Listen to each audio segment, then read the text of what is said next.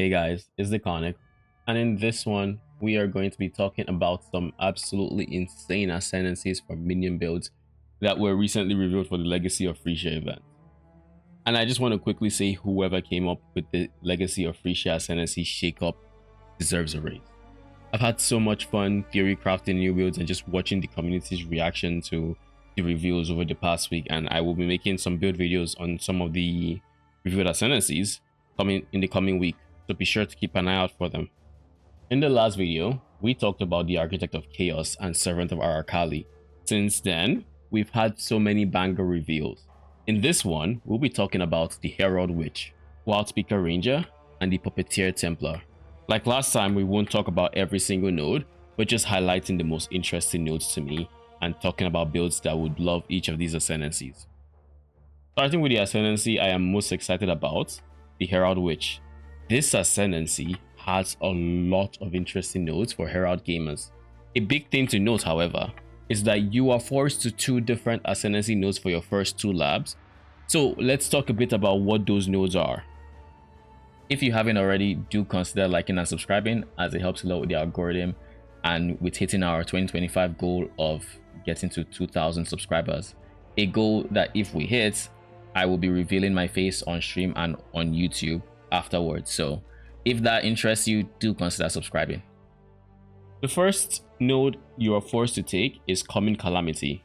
This gives you a lot of mana reservation for specifically Herald skills, but it disables the use of any aura skills. This includes any gems with the aura tag, even those you might not typically associate with being aura skills, like maybe Skitterbots or Flesh and Stone. So right off the bat, you get the idea that this is not an ascendancy to run if you don't plan on using the Herald skill. This does not mean that we cannot use reservation skills though. So you still have access to some skills like Arctic Armor, Petrified Blood, Tempest Shield, and a bunch of aspects. And on the niche case, there's also Blood and Sand, which is also not an aura. Side note though, you cannot use more than 1 aspect at a time, so keep that in mind when you decide to theory craft with the Herald. Then on your second lab, you get to choose between 5 future themed Herald buff nodes, 1 for each Herald in the game. These nodes all grant increased buff effect for their respective Heralds and an additional effect. Now you might be thinking, oh, it's a no-brainer, just pick your Herald skills buff. But with a little bit of planning, you can actually get more power from this node than you might first think. For example, I have POB'd a Herald of Agony minion setup for this ascendancy, and while this 75% chaos res is huge for a build that typically struggles with capping resistances, if you are able to cap those resistances through other means, you will end up significantly tankier with future guild and running Herald of Purity on the side for an amount of physical damage reduction you would otherwise just not have access to. Or maybe if you farm a Mage Blood, you can then pair a Melding of the Flesh with one of the other Herald skills to get up to 90% max elemental res. You can also just pick 1 for early progression and swap later on when you no longer need it. You're not locked into it after all. This is a very versatile node and you should play around with it. Next up, we have Scourge. This on the surface might seem high, 66% increased minion damage while you have a Herald skilled, while you're affected by a Herald. Max number of Sentinels of Purity. But if you know anything about how you scale Herald of Agony, you will instantly recognize just how broken this one node is if you can sustain the 25 extra Virulence stacks. So let's talk a bit about what Virulence does for your Agony Corolla. Each stack of Virulence for a level 20 Herald of Agony provides 9% increased physical damage, 4% increased attack speed, and 45 to 85 flat physical damage. That means 25 stacks from the Ascendancy gives your crawler 225% increased physical damage, 100% increased attack speed, and 1,125 to 2,125 flat physical damage. And for context, if perfect flat phys damage attack speed Ghastly Eye Jewel would give your minion about 26 to 39 flat phys and 6% increased attack speed. I want you to let that sink in. And that is just on a level 20 Herald of Agony. Now, this is going to feed into Apocalypse, which is the next Ascendancy node that gives +3 to level of all Herald skills. But another massive scaler for Herald of Agony is levels. Each level is going to increase your Agony Crawler's base stats, like base damage and its life, even though it's invulnerable, or invincible rather. But also, it is going to increase how much each stack of Virulence provides the Crawler. So looking at the level 30 Herald of Agony, the Scourge Ascendancy node's 25 Virulence stacks amount to 275% increased physical damage from the 225, 150% increased attack speed from 100, and 3,400 to 6,300 flat physical damage. You can very quickly see how broken Scourge and Apocalypse become when paired together. Now, for a little bit of extra visual, we are currently sitting on 68 million DPS on my Herald of Agony high budget POB. When I take out just the Virulence, that damage drops down to 38 mil. And then when you take out the levels, you're down to 32 mil.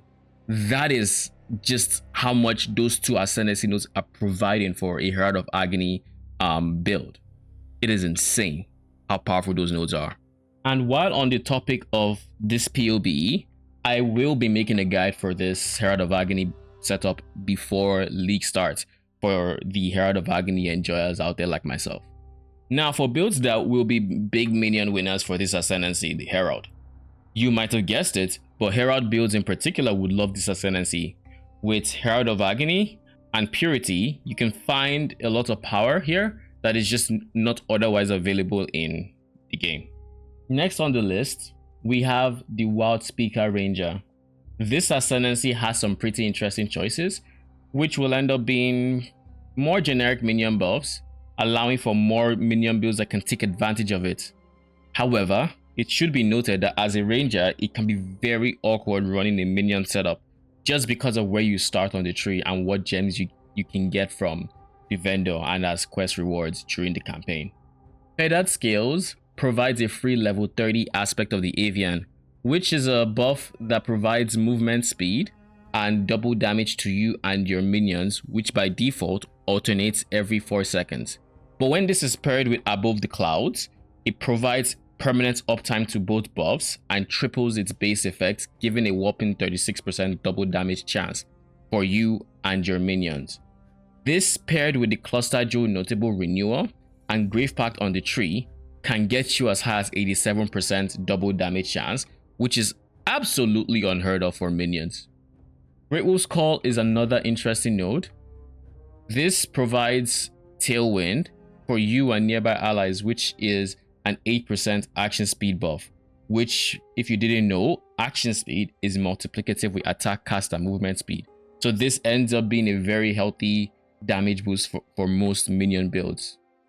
Boon of the First Ones gives us a modifier from a rare enemy for 20 seconds when we kill that enemy, and also gives us credit for kills made by anyone else nearby, making it a very seamless experience getting the modifier on a minion build. This, however, will have anti-synergy with an Explode Anime Guardian setup, which would want the kills to be credited to the AG so that it triggers its Explode items. Overall, this Ascendancy will be a very strong choice for Blink Arrow and Mirror Arrow bombarding clones, which do not mind the Ranger start, and the double damage chance is a lot of free damage for them. Finally, we can talk about the Puppeteer Templar. This is a minion focused Ascendancy with almost every node interacting directly with minions. Unlike the Wildspeaker, there will be a plethora of minion builds that will find this in their best in slot Ascendancy, especially seeing as it is a Templar and starts off in a minion area of the tree. The Puppeteer nodes are honestly pretty straightforward. Rotten Might gives your minions half of your strength and also a whopping 25% increased strength buff, which, thanks to the increased melee physical damage that strength naturally provides, ends up being a very solid attribute to scale melee physical minions like zombies and skeletons, and of course animate weapons. It should be noted that GGG confirmed the line half of your strength is added to your minions does not in fact stack with the same line on the Baron helmet, And even if you use both, your minions will still only receive half of your strength. Feeding Frenzy was a node that when I first saw, I couldn't believe my eyes. It provides the highly sought after minions are aggressive mod in an Ascendancy. But not only that, it also gives your minions your main hand's base crit chance, which enables you to run some really interesting crit scaling minion builds for the price of just 4 points. That is unethical. Putrid Conscription is a very weird node. It provides you increased movement speed per nearby corpse, which isn't capped according to the picture. So it has the potential to make you very fast, as it also makes your raised zombies count as corpses towards this end. And then they also do not require a corpse to summon.